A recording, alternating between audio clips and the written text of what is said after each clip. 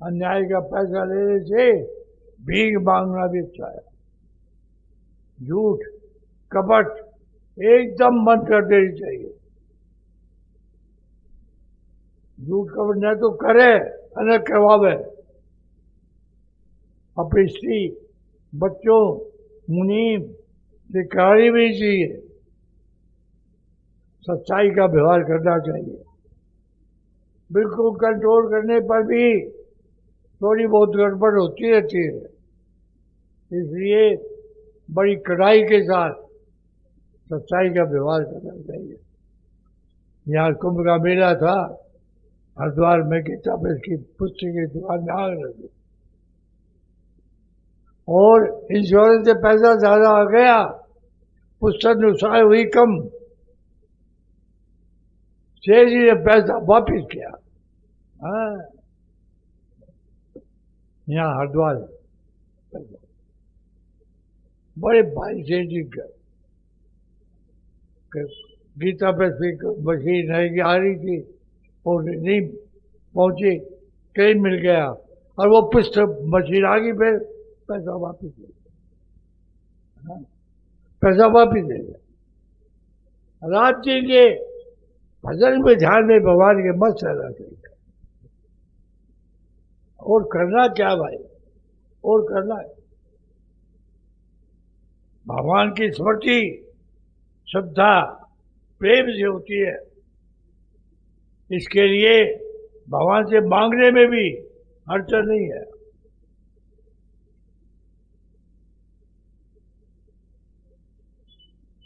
ऋषिकेश सत्संग सत्र में जाने का समय हो गया था।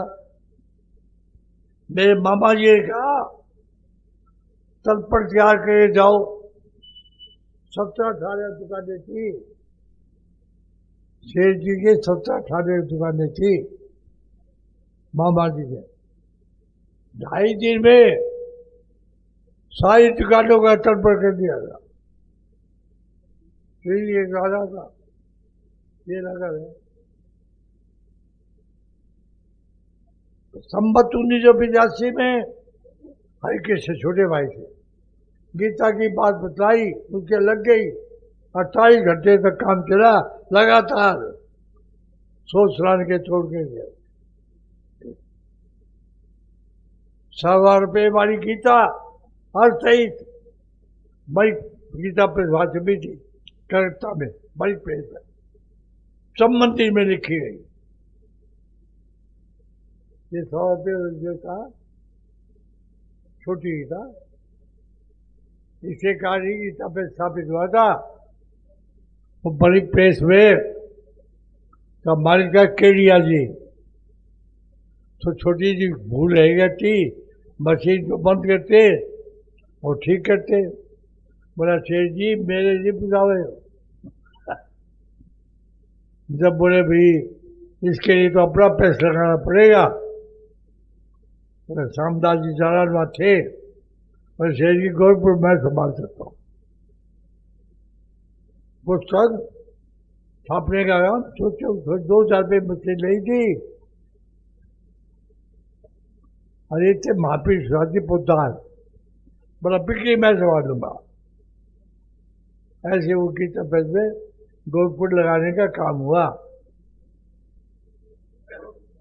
ज्येष्ठाराम जी मूल श्लोक पाठ के ज्येष्ठाराम जी आए थे, ये पंडित जी थे, ये पंडित जी थे।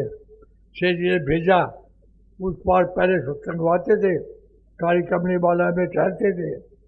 और यहाँ कानपुर की कोठी में शेर जी रहे बहुत। यहाँ ज्येष्ठाराम जी पंडित जी आए थे, ये उन्होंने पास किया था ये बट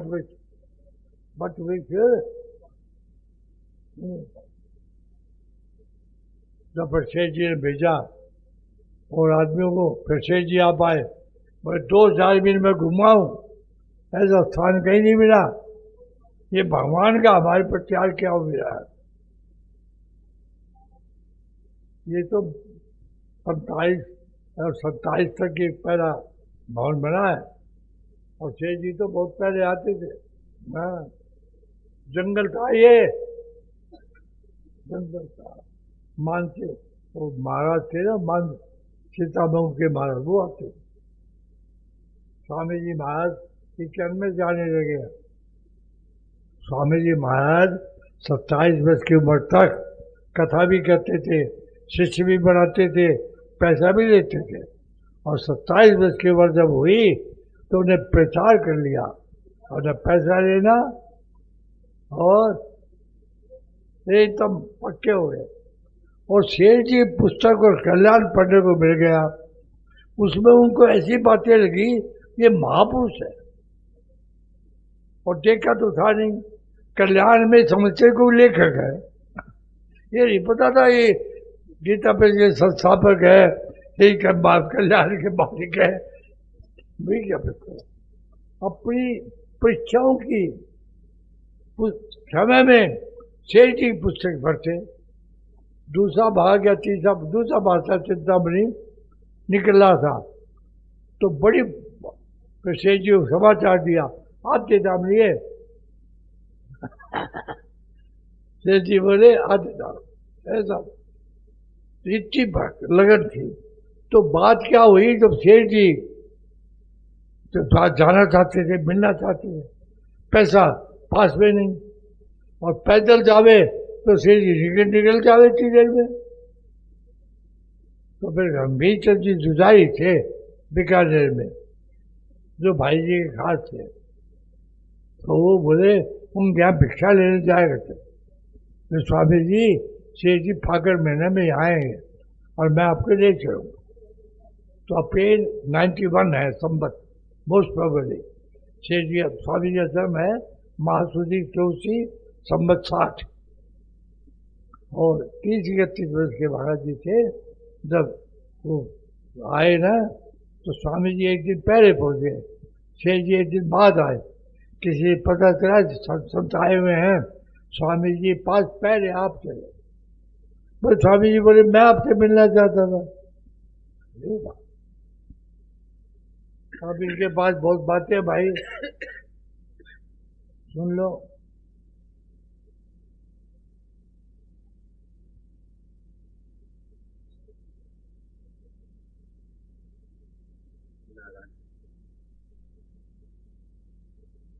एक बार सेठ जी प्रवचन कर रहे थे,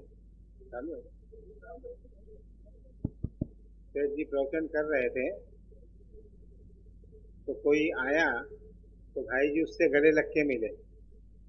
तो मेरे नाना जी नारायण प्रसाद जी सरावगी वहीं थे, उनके मन में आई सेठ जी यहाँ गले लग के मिला तो कितनो आनंद आवा। तो प्रवचन के बाद जब सेठ जी उठे, क्यों छोरा गला लागना की आ रही है, आओ गला मिल ले।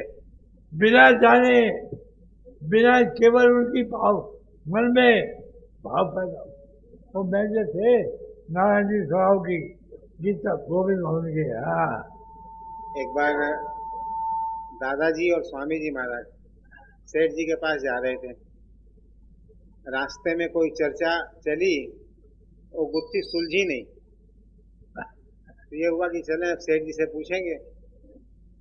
वहां पहुंचे तो सेठ जी प्रवचन में बैठ चुके थे, तो ये लोग भी प्रवचन में बैठ गए। उत्तर मिल गया इन लोगों को, सेठ जी से बात करने का पूछने का अवसर नहीं मिला, उत्तर मिल गया। रामनारायण जी राठी की बताई हुई बात है, उनके पड़ोस में कोई सज्जन रहते थे, दराली का काम करते थे। उनका नाम भी पूर्णम राठी था। आवाज कम है, आवाज बढ़ाइए भाई।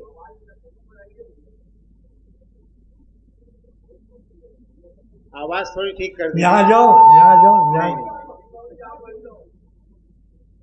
रामनारायण जी राठी के पड़ोस में एक कोई पूनम जी राठी रहते थे, उनके लड़के नहीं कोई दूसरे सज्जन थे। तो उनको बोलते भाया सत्संग में चाल।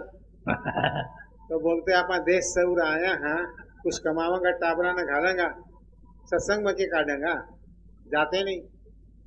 एक दिन रविवार का दिन था, बोले भाया आज तो कोई काम धंधो को नहीं, आज तो चाल सत्संग में। तो बोले भाई एक शर्त पर चालूंगा। तो के बोले मैं सुनी है सेठ जी के प्रवचन में कोई जावे और बिका मन में कोई शंका होवे तो भी को बिना उत्तर मिल जावे बिना पूछे ही। तो मैं कोई शंका दो करूंगो उत्तर मिलेगो तो भले जाऊं नहीं तो कौन ही जाऊंगो। बोले ठीक है। तो बहुत सोच समझ के कि अठे तो सनातनिया की बात चाले है। दो प्रश्न उसने सोचे। जैनी बोले है कि भगवान कृष्ण नरका में रहे, भगवान कृष्ण नरकों में रहते हैं। और दूसरा प्रश्न ये सोचा जैनी बोले हणा मरे बिकी मुक्ति को नहीं होवे। जैन दर्शन कलिकाल में मुक्ति नहीं मानता है। ठीक है, जाके बैठ गए। प्रवचन देते देते सेठ जी बोले कि जैनी बोले है कि भगवान कृष्ण नरका में रहे है। मैं बोला वह नरका में भी रहे है। यदि नरका में नहीं होवे तभी की सर्वत्रता में दोष आवे।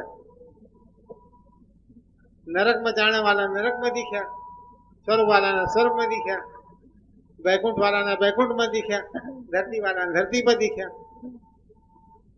जैनी बोले है हणा मरा भी की मुक्ति को नहीं होगा। मैं बोला हणा मरो चाहे कणा ही मरो, भगवान को स्मरण करता हूं या मरे भी की मुक्ति होया ही सर। बिल्कुल वही के वही शब्द, वही हणा मरा वो उसने सोचा था, वही हणा मरो चाहे कणा ही मरो, भगवान में स्मरण करता हूं मरे भी की मुक्ति होया ही सर।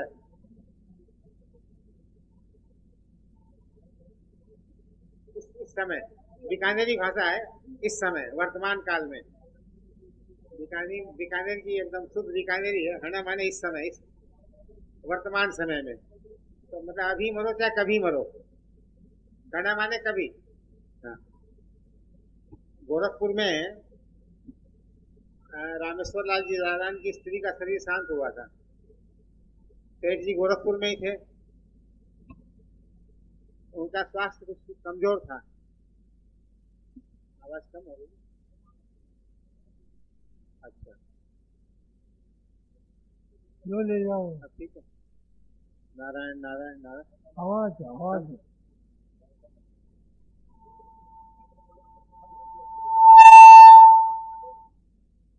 नारायण नारायण।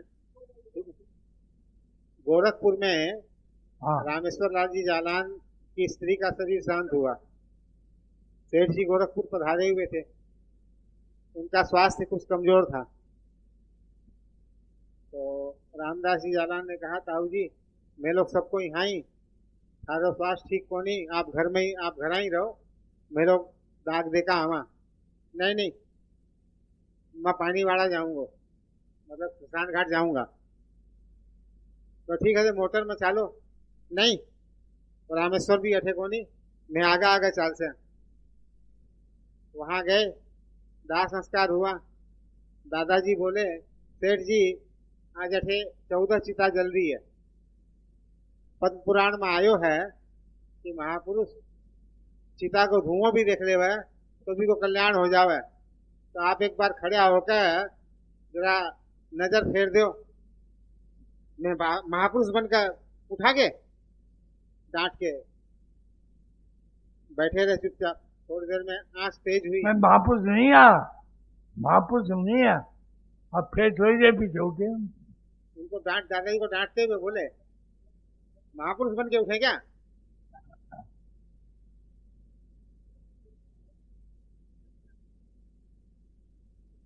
तो फिर थोड़ी देर बाद जब आंख तेज हुई तो उठे, नजर फेरी, हाँ 14 ही चिता जल रही है। तो दादाजी ने ताली बजाई, मारो काम हो गयो। एक बात मैं सुना दूं, मेरे हाँ याद बताओ। अर्जुन दास जी हमारे कल्याण में, मैं उनकी नानी का सही से है। मैं बताऊं। अर्जुन दास जी कौन था? केसर देव जी गोयनका था, बाकी सास थी। तो उनकी नानी की ना, उनकी राम भगत की नानी थी, केसर देव जी की सास थी। उनका शरीर शांत हुआ तो शाम को 3-4 बज गया होगा। हाँ, सेठ जी बोला तैयारी करो। सर्दी का मौसम था। तो जो जालान परिवार में बड़े थे बोले सेठ जी थे भी क्या बात कर रहे हो, इतना बड़ो परिवार है, भद्दर होता ही सूर्यास्त हो जाओ वो। मतलब लंबा परिवार था, कम से कम 70-80-100 लोगों को मुंडन करवाना था। सेठ जी बोला अपन सूर्य भगवान साक्षी में ही दाग देनो है, तैयारी करो। ठीक है, तैयारी हुई, घाट पे पहुंचे, सूर्यास्त हो गया था। जब दाग देने लगे तो सेठ जी ने कहा सूर्य भगवान का दर्शन करो। जयद्रथ की घटना में तो भगवान ने माया से सूर्य को ढक दिया था। यहां सेठ जी ने अस्त होने के बाद सूर्य भगवान के दर्शन करवा दिए। फिर प्रवचन में बोले आज भगवान की सगुण कृपा का विशेष दर्शन हुआ। स्वामी जी महाराज से जब ये बात हम लोगों को कभी सुनी हुई नहीं थी, पता लगी तो स्वामी जी महाराज से पूछा गया। बोले वो तो विचित्र ही घटना हुई थी, स्वामी जी महाराज ने इसको स्वीकार किया।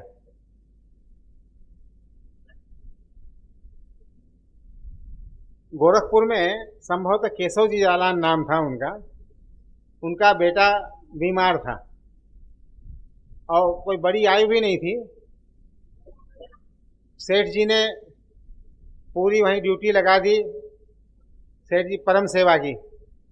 उसकी माँ बोलती मेरा जन्म का फिर गधी कुत्ती का जन्म हो ही कौन सका, अभी को पुनर्जन्म को नहीं हो सका। तो स्वामी जी, भाई जी, सेठ जी सबकी ड्यूटी रहती। सुखदेव बाबू प्रेस में थे, वो प्रेस का काम वहीं बैठ के करते थे। तो एक दिन सेठ जी घनश्याम बाबू के यहाँ रुकते थे, तो प्रसाद पाने के लिए जब आए, कमरी उतार के टांगने लगे तो सुखदेव बाबू बोले वो छोरो इतनी तकलीफ पा रहे है, थारो ध्यान थाना दया को नहीं आवे। तो सेठ जी हंसने लगे, बोले भाया अनंत जन्मा का पाप है, बोलो इतनी तकलीफ पा रहे, थाने विचार करना चाहिए। उसके बाद बहुत शीघ्र ही उसका शरीर शांत हो गया। सेठ जी बांकुड़ा समझ नहीं आई। ये वो बीमार था ना, वो बहुत दुख पा रहा था। तो सेठ जी ने कहा सेठ जी वो बहुत दुख पा रहा है, आपने पूछा मैं अंतरंगों के पाप है भाई, उसका बहुत बोल रहा। तो फिर जल्दी सेठ जी स्टेशन आए बांकुड़ा में रिक्शा से। तो पैसे में फर्क हो सकता है, मान लीजिए 4 पैसा तय हुआ था। साथ में आदमी को जो था उसको बोल दिया भैया इन्हें पैसा दे दिए, अपने अंदर आ गए। प्लेटफॉर्म पे जब वो आदमी पैसा दे के आया, बोले कितने पैसे दिए? बोले 5 पैसे। बोले उससे तो 4 पैसे की बात हुई थी। बोले उसने 5 बताया। बोले जाके वापस लेके आओ उसे 1 पैसा। तो साथ में कोई था, सेठ जी थे भी कि 1 पैसा माथो लगाओ। बोले थाना 1 पैसो दिख रहे है, मना वो 1 पैसा के लिए नरक जातो दिख रहे है, वो झूठ बोल कर पैसा लिया है। द्रौपदी बाई जालान एक बार बांकुड़ा गई थी, तो थोड़े से अंगूर ले गई थी। तो उनके सगे थे, नाम मुझे अभी विस्मृत हो गया है, और बोले द्रौपदी बड़ो सालो डल्लो लाई अंगूर को। तो सेठ जी डांटने लगे, मारो घर तू फला सड़ावेगी, किले लेकर आई इतनो। बेचारी चुप रही। थोड़ी देर बाद बोलते हैं देखा के लेकर आई है। तो थोड़े से थे और ऐसा धोखा दे माना। बोले बहुत स्वाद अंगूर है, जब तक यह अंगूर रवे मैंने यही अंगूर दियो।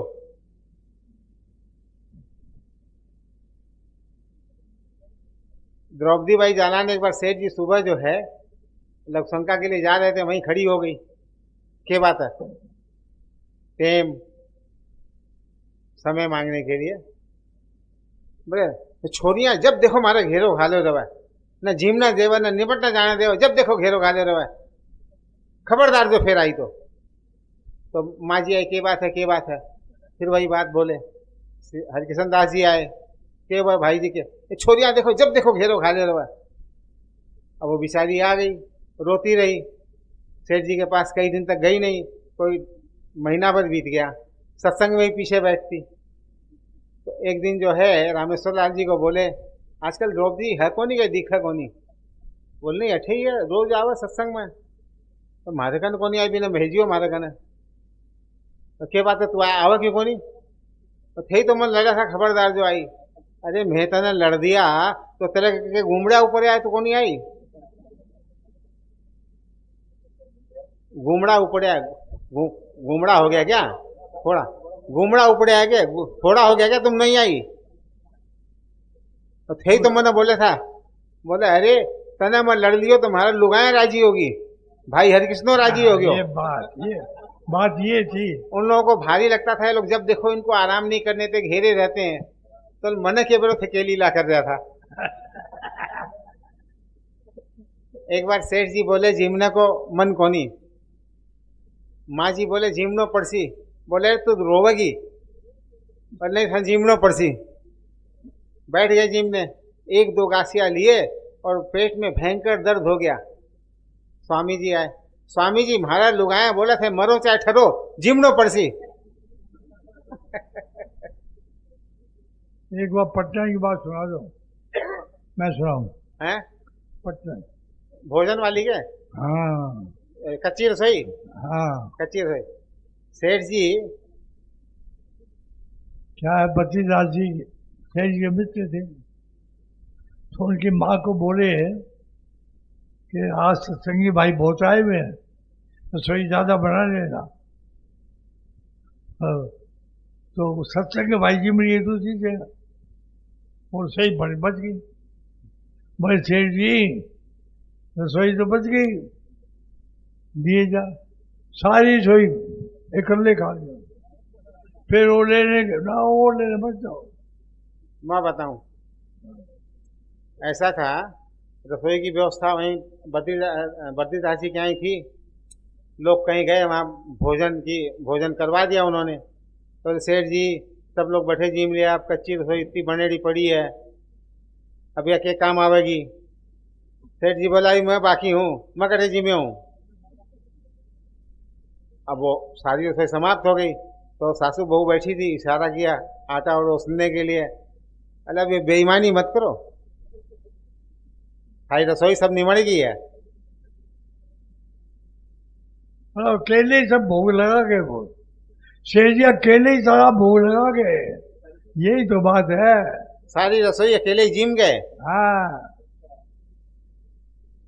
बोले दिए जा जिस रोटी दिए जा रोटी खाते रहे अब खत्म हो गया आटा अब तो खत्म हो मतलब वो इशारा किए आटा और लगाने के लिए बोले अब ये बेईमानी मत करो और मत लगाओ।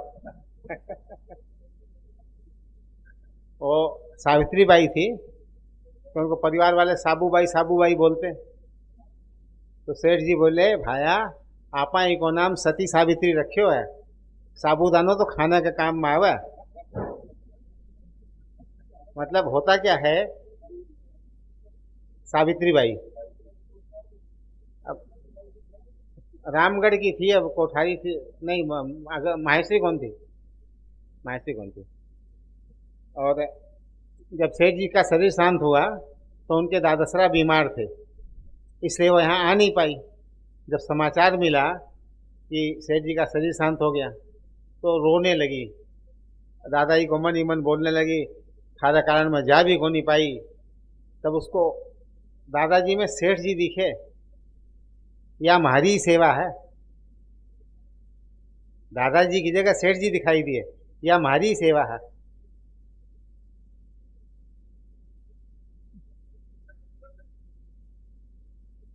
एक सेठ जी के पास दो भाइयों की पंचायती आई सारा सलटारा तो हो गया एक अंगूठी बची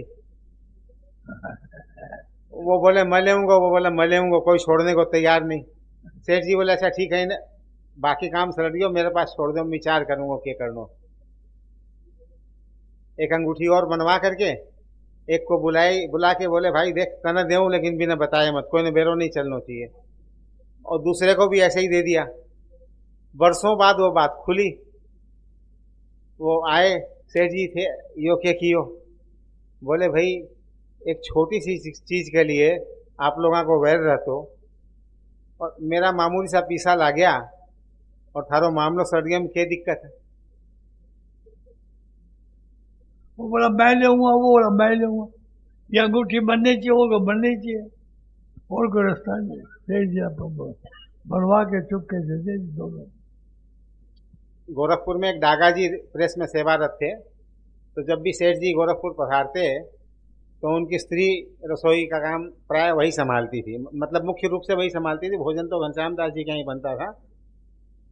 तो उसके मन में आई, सेठ जी स्त्रियों का स्पर्श करते नहीं थे, कि मेरे कभी बुखार ही को नहीं हुई कि सेठ जी नब्ज देखने के बहाने सेठ जी को स्पर्श हो जावे।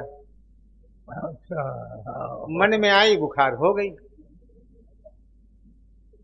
सेठ जी बोला देख ला देते नाड़ी देखा, तो उसने ऐसे हाथ किया सीधा, बोले अहिया हाथ तो पाखंडी देखा, अहिया कर।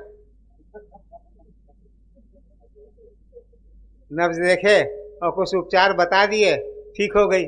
और स्पर्श के लिए वो लीला करनी थी। मन में उनके आया, सेठ जी से कहा नहीं था, मन में आया, उसको बुखार हो गई। सेठ जी गोरखपुर आए हुए थे, तो उनका स्वास्थ्य कुछ कमजोर हो गया। तो वैद्य ने कहा भाई इनको आराम की आवश्यकता है। सेठ जी क्या है, उनके कोई समय का बंधन नहीं था। कलकत्ता जाते थे, किसी गद्दी में रुकते तो वहाँ 5-7-10 सत्संगी भाइयों को सुला लेते। एक से बात की, उससे उसको संतोष हो गया, दूसरे को उठा लिया। रात भर ऐसे ही चर्चा चलती, और दिन में सोने का तो प्रश्न नहीं उठता। तो वहाँ लोगों ने विचार किया इनको अब समय से सुलाना है गोरखपुर में। तो सेठ जी जिमने के बाद हाथ धोना गया, और रास्ते में घनश्याम बाबू के कमरा था, तो उनकी पत्नी से बैठ के वहाँ बात करने लगे। यहाँ लोग प्रतीक्षा कर रहे हैं, सेठ जी आओ तो मानो सुहामा। एक जना गया देखने के लिए, वो भी आनंद लेने लगा। दूसरा गया, वो भी आनंद लेने लगा। तो 3-4-5 लोग थे, सारे के सारे आनंद लेने लगे। तो कई देर बाद सेठ जी बोलते हैं क्यों, थे लोग तो मैंने सुलाने वाला था समय से।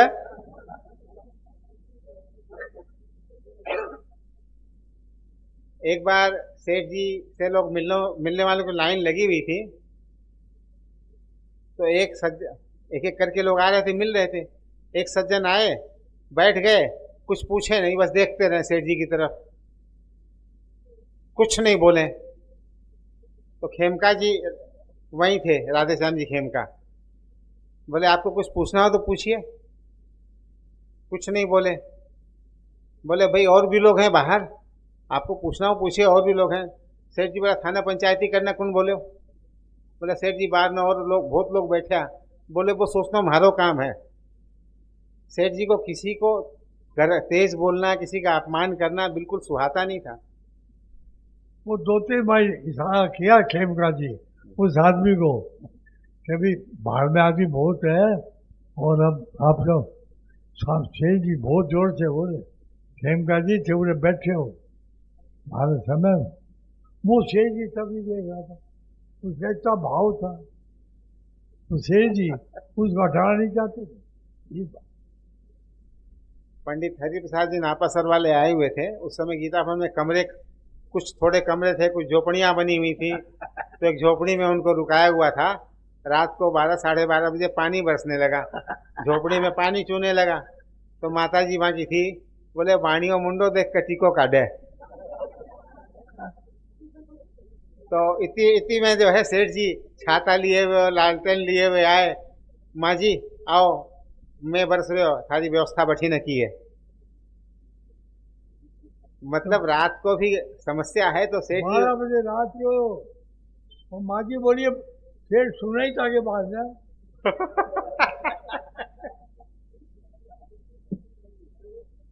एक बार जो है गीता भवन सेठ जी आए हुए थे, तो बोले भाई चलो। कहाँ चलना नहीं बताया, गाड़ी में बैठे और चल दिए। हरिद्वार में कनखल में कहीं गए, एक युवा लड़का मरणासन, और उसका बाप था साथ में, और सेठ जी को याद कर रहा था। सेठ जी गए, उनके गोद में उसके प्राण गए। बोले मैं ही लिए आया। फिर दादा ही मेरे साथ थे, बोले आप इसका संस्कार वगैरह करवा के आइएगा। उसको वहां पहुंच गए बिना याद किए, वो याद कर रहा था। सेठ जी को पता चला, फिर याद कर रहा। उस समय मोहनलाल जी बोले, मोहनलाल गाड़ी कर, अपने कहा चल रहा। मोबाइल का जमाना नहीं था। पुरुलिया सेठ जी गए थे। तो ये उनके साथ कौन थे जिनको दिखे, नाम तो याद नहीं साथ में कोई थे, उनको दिखे कि सेठ जी बंगाली पाड़े में गए, और जहाँ गए वहाँ आगे आगे देखे नाई जो है जा करके, पहले न्योता ऐसे ही दिया जाता था कि भाई नाई जाता था, सेठ जी आए हैं इतने बजे, अमुक जगह सत्संग है, जहाँ जाएं वहाँ जो है वो सेठ जी बैठे हुए दिखाई दें पहले से ही। और बंगाली पाड़े में गए तो वहाँ सब घर के आगे रंगोली सजाई हुई, और जब सेठ जी वहाँ पहुँचे, क्रिस्टो एलो, वो लोग कृष्ण को क्रिस्टो बोलते हैं, क्रिस्टो एलो क्रिस्टो एलो। तो सेठ जी से उन्होंने पूछा, सेठ जी खैर तो मारवाड़ी लोग आओ, बंगाली खान जाने ही को नहीं, ये क्या लीला है? तो सेठ जी ने कोई उत्तर नहीं दिया, हंस के रह गए। सबको भगवान कृष्ण दिखने लगे। गोपाल जी मोहता, यहाँ गंगा जी में उन्होंने डुबकी लगाई, तो गंगा जी के अंदर सेठ जी दिखे, बाहर देखें तो कुछ नहीं, फिर डुबकी लगाई फिर दिखे। तो फिर सेठ जी तो कानपुर कोठी में रुकते थे, शायद वहीं गीता भवन बना नहीं था क्या संभव था। तो सत्संग के लिए जा रहे थे बट वृक्ष पर, तो बोले सेठ जी आज इसी सी बात हुई है, क्या बात है? बोले भाई तू कोई इसो चिंतन कियो सी? ना मत थाने याद ही को नहीं कियो। थोड़ी देर में बोलते हैं, अक्रूर जी ने जमुना जी में हो गया, तने गंगा जी में हो गया। अक्रूर जी को जमुना जी में कृष्ण बलराम के दर्शन हुए थे ना, तो अक्रूर जी ने जमुना जी में हो गया, तने गंगा जी में हो गया।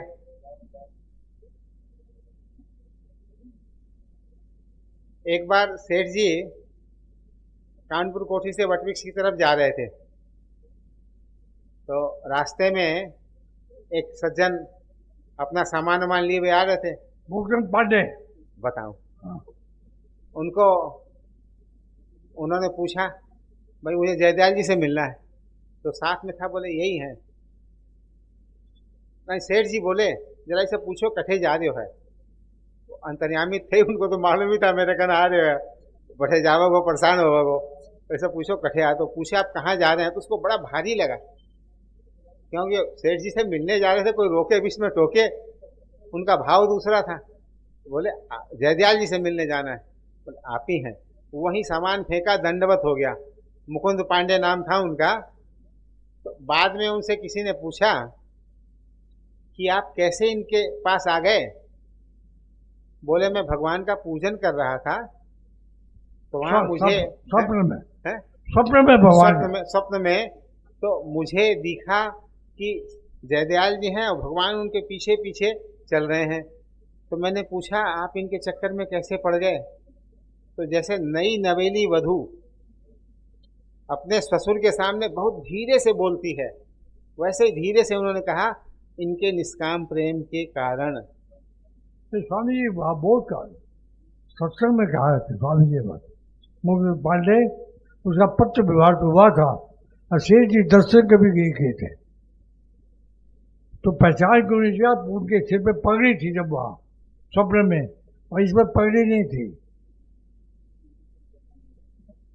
अच्छा, ये बात मेरी जानकारी में। कोई बात नहीं, अब तो उधर बैठे मेरे याद आ जा। राजा जी गोरखपुर आए थे एक बार, तो उस समय व्यवस्थाएं तो इधर उधर से ही होती थी, तो किसी का पलंग मंगवाया गया था उनके विश्राम के लिए। तो राजा जी के जाने के बाद उनके घर जब वापस गया, तो राजा जी के भगवान राम का इष्ट था, तो वो जिनका पलंग था वो रात को उस पर सोए, तो स्वप्न में उनको भगवान राम के दर्शन हुए, राजा जी के प्रभाव से।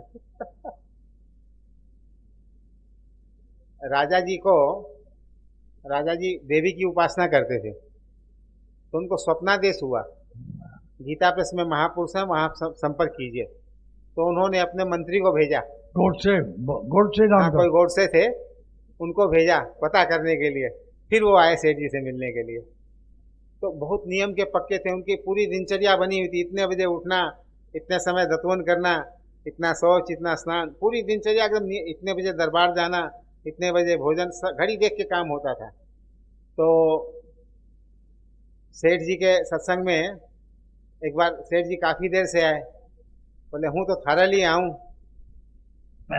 बोले आज सारी कसर पूरी कर देंगे थारी। तो क्या बात बोले थे? ये बोले जितने यहाँ बैठे हैं भाई जम का संग छोड़ दो, तुम्हारा भाई जम नहीं होगा, यदि तुम संकल्प रखोगे तो होगा सबका मुक्त। एक बार सेठ जी, संभवतः भिवानी की बात है, भिवानी यहाँ कहाँ गए थे, तो जो लेने आए थे उनको, उस स्टेशन में उतरने के, सेठ जी आज मेरठ है, जीमनो है, बंशीधर जी केडिया। बंशीधर जी केडिया। तो सेठ जी बोला ठीक है।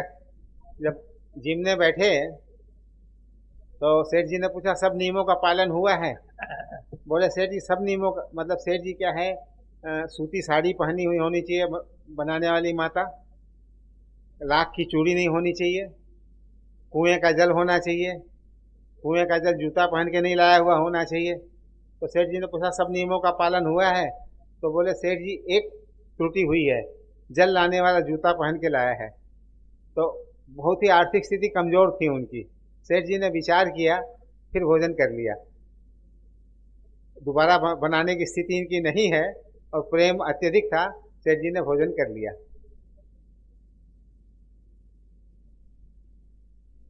सेठ जी जब भोजन करने बैठते थे तो हाथ में रोटी लेके ऐसे करते थे, हाथ में ले करके ऐसे। तो सेठ जी के तोलो हो, किसी ने पूछा। बोले मैं अगला का भाव देखा है। हाँ भाव तोला है।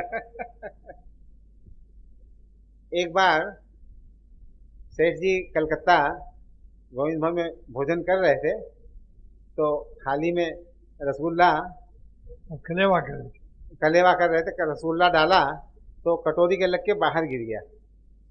तो शायद गोपाल जी मोहता थे वहाँ, गोपाल जी मोहता, हाँ, वो बोले ये अलग रख दो, राम प्रसाद ने दे दूंगा।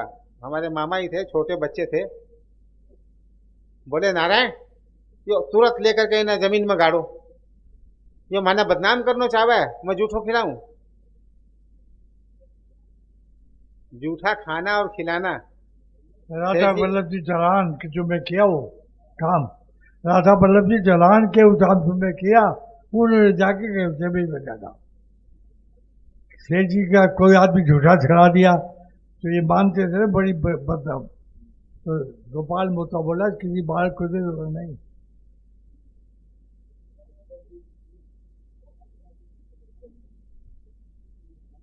राम प्रसाद जी मामा जी,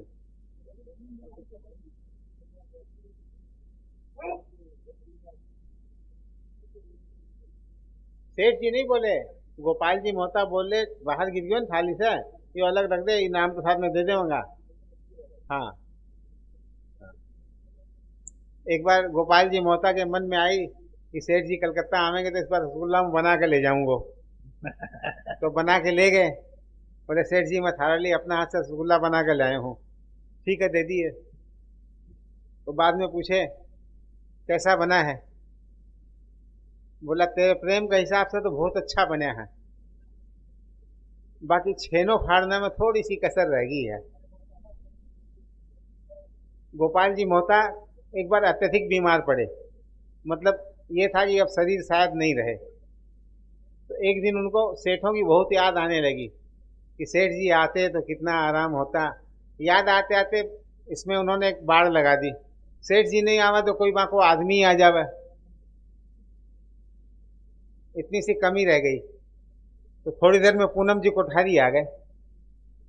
बोले मैं तो जा रहे थे धर्मतल्ला, कहाँ? बोले जा रहे थे, अचानक जो है मैंने प्रेरणा हुई कि तेरा कना आनो है। तो वो बोले ये मेरी गलती रहेगी, मैं वो इतनी आंट लगा दी कोई दूसरा ही आ जावे। पूनम जी उनके यहाँ जाने के दृष्टि से नहीं निकले थे, कहीं और जा रहे थे, प्रेरणा हो गई वहां आने के लिए।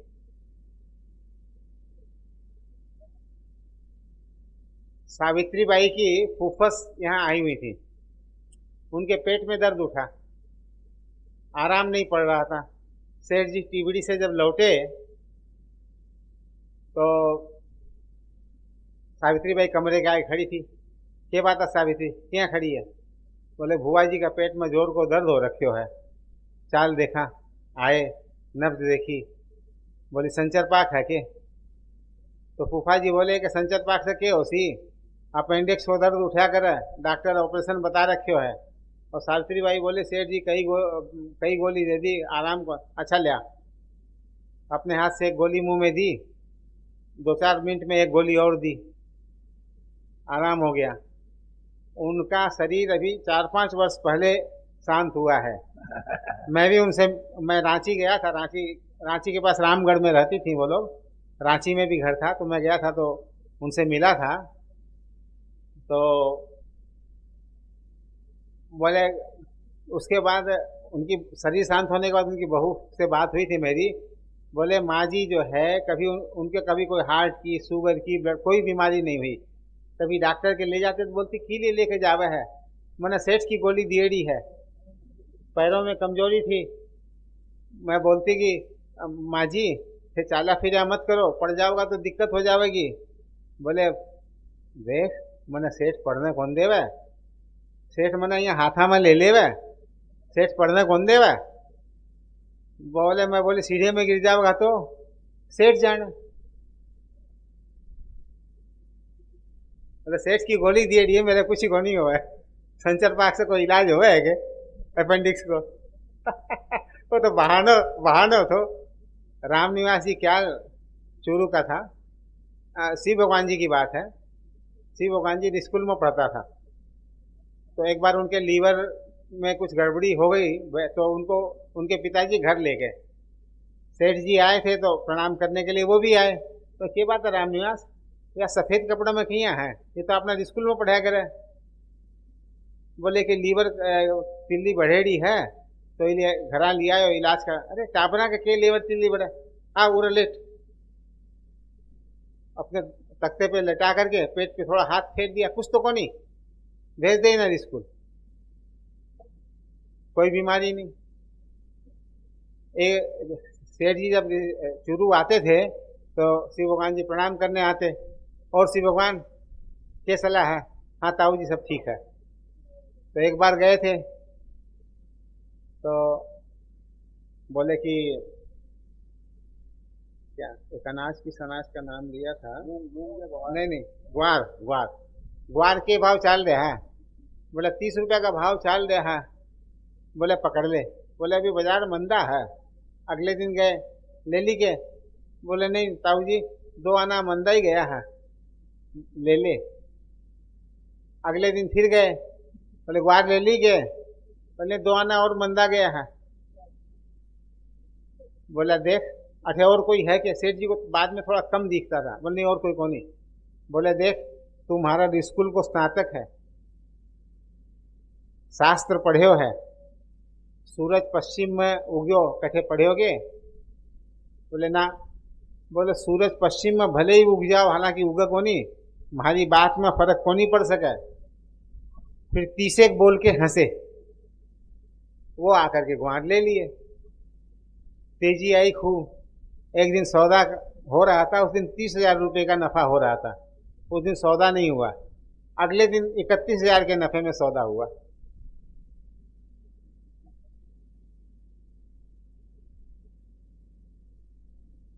सेठ जी गुवाहाटी गए हुए थे, वहां प्रवचन में 11 के 55 की व्याख्या कर रहे थे। निर्वैरः सर्वभूतेषु यह समामेति पांडव, जो संपूर्ण प्राणियों में वैर भाव से रहित है वह मुझे प्राप्त होता है। बोले एक भी आदमी से थारो वैर है तो थाना भगवत प्राप्ति को नहीं हो सके, इसलिए कोई सा भी वैर होवे तो बिना तत्काल त्याग देना चाहिए।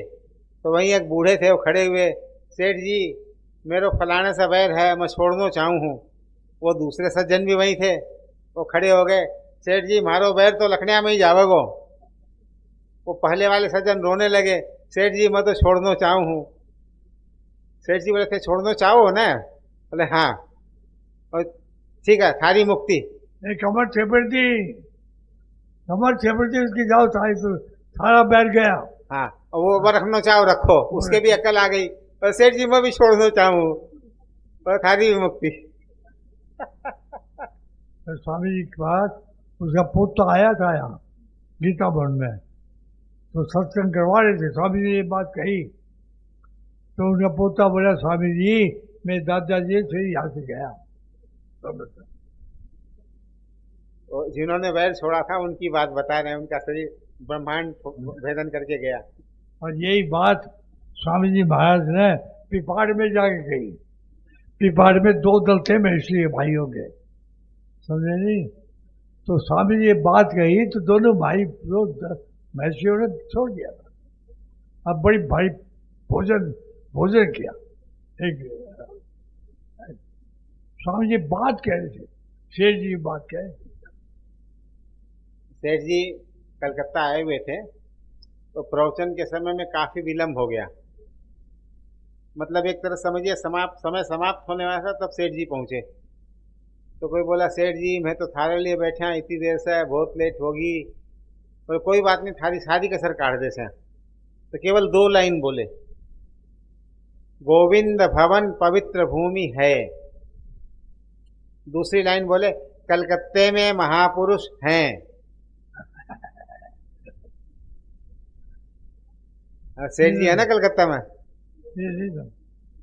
एक दिन स्वामी जी सेठ जी वहां कलकत्ते में आए थे ना, जब सेठ जी ने कहा गोविंद भवन पवित्र भूमि है, यहाँ कोई ध्यान लगाए तो उसका ध्यान लग सकता है। और दूसरी बात कही, कलकत्ते में महापुरुष है, गोविंद भवन कह दे तो अपने पर आ जाए। कलकत्ते में महापुरुष है, अपने छिपाव रखते हैं। एक बार ऐसे ही जो है रामनारायण जी राठी की बताई हुई बात है कि प्रवचन में काफ़ी क्या है, कलकत्ते में तो सुबह लोगों को अपना व्यापार में जाना होता है। तो सेठ जी वही समाप्ति के समय तक पहुँचे। किसी ने कहा, सेठ जी बहुत देर होगी। बोले, थारी सारी कसर काट दे से। बोले, जिसको अपना कल्याण चाहिए। और तो रामनारायण जी बोलते, मैं तो जूता में पैर रख रहा था, रुक गया। सेठ जी बोला, जिसको अपना कल्याण चाहिए वो रोज सुबह उठ के भगवान से प्रार्थना करे, हे भगवान मुझे पैसा मत देना। बोले, मैं तो तुरंत जूता में पैर डाल के भागे ऊपर से, मारे को नहीं समझ में आया।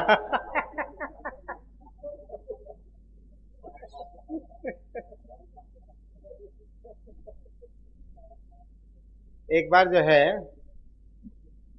राजस्थान चूरू में अकाल पड़ा था, तो सेठ जी बोले, अब आपने हवेली से सस्ता गल्ला की दुकान करा। तो मदन लाल जी चूड़ी वाला और स्वामी आत्मानंद जी बाद में हो गए थे। तो नहीं सेठ जी, अपना ऋषिकुल से करसा और गीता पे सेवा दल का नाम से करसा। तो सेठ जी का एक स्वभाव था, कोई बात काट देता और अनुचित नहीं होती तो स्वीकार कर लेते। ठीक है, काम जब हो गया बाद में बोले, हेली से काम हो तो लोग, हेली से काम नहीं होने के कारण लोग नाम स्मरण से वंचित हो गया। जद्दे की हवेली में चलो। हाँ, मतलब वहां से काम होता और सेठ जी के नाम से काम होता तो लोग सेठ जी का नाम लेते ना, बोले जयदा की हवेली जाओ, नाम स्मरण से वंचित हो गए लोग। गीता नाम स्मरण से कल्याण, ये भाव।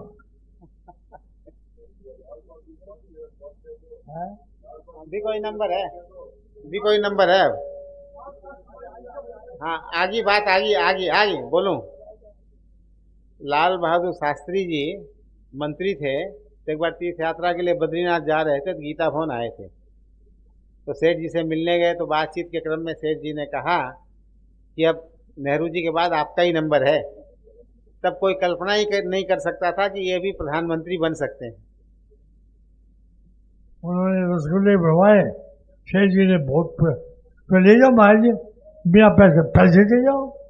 एक भाटिया जी थे, उनकी स्त्री का जब शरीर शांत होने वाला था, मतलब 4-6 घंटे पहले दिन की बात हो, सेठ जी उनके कमरे में गए। मतलब भाटिया जी 6 महीने गीता भवन में सेवा देते थे।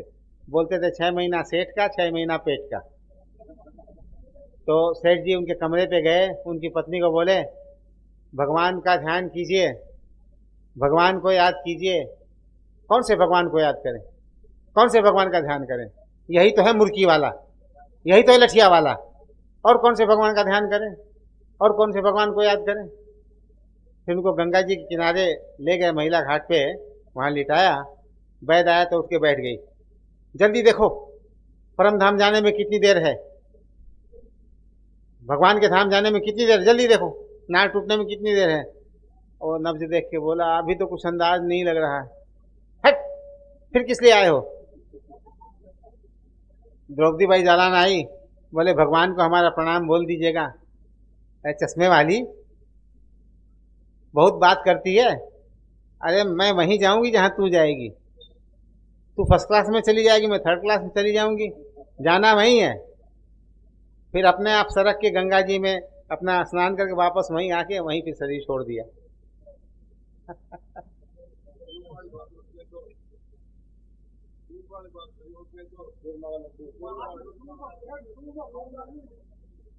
समय हो गया भाई, समय हो गया।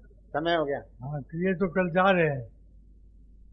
श्रीमन नारायण नारायण नारायण श्रीमन नारायण नारायण श्रीमन नारायण नारायण श्रीमन नारायण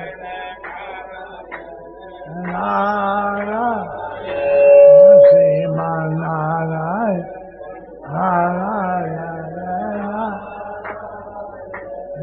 श्रीमन नारायण नारायण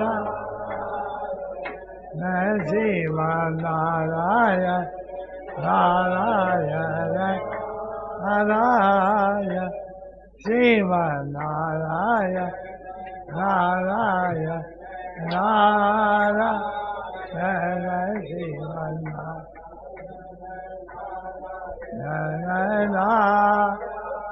श्याम राम चंद्र बहुत बड़ी बंदी भाई, वही जो बात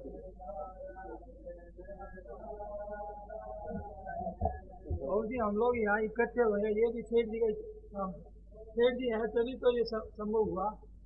सब लोग, ये भी एक चमत्कार ही है बहुत।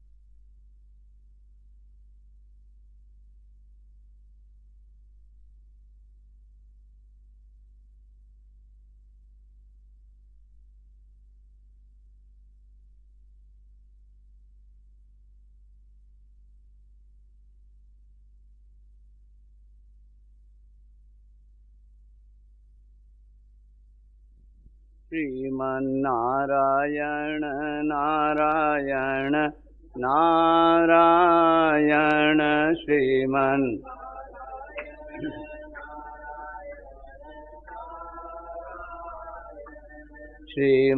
श्रीमन्नारायण नारायण नारायण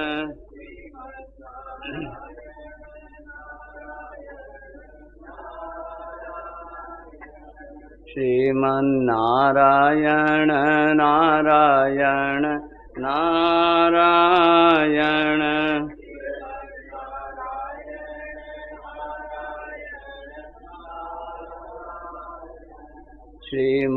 श्रीमन्नारायण नारायण नारायण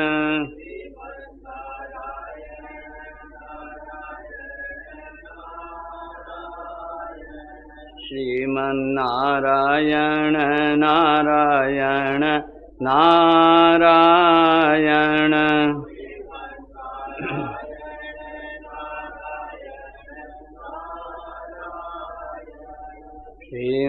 श्रीमन्नारायण नारायण नारायण